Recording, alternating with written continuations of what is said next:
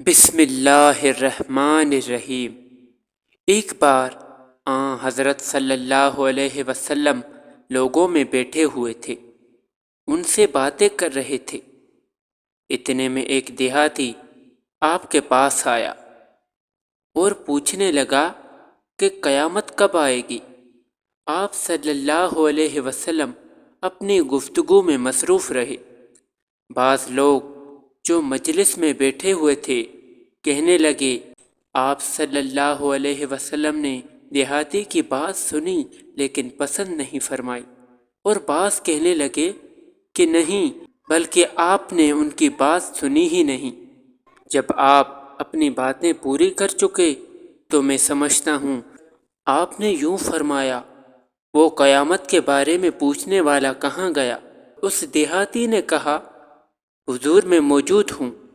آپ صلی اللہ علیہ وسلم نے فرمایا کہ جب امانت یعنی ایمانداری دنیا سے اٹھ جائے تو قیامت قائم ہونے کا انتظار کر۔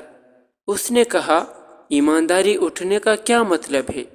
آپ صلی اللہ علیہ وسلم نے فرمایا کہ جب حکومت کے کاروبار نالائق لوگوں کو سونپ دیے جائیں تو قیامت کا انتظار کر۔ یہ حدیث صحیح بخاری کی حدیث ہے اور حدیث کا نمبر ہے 59۔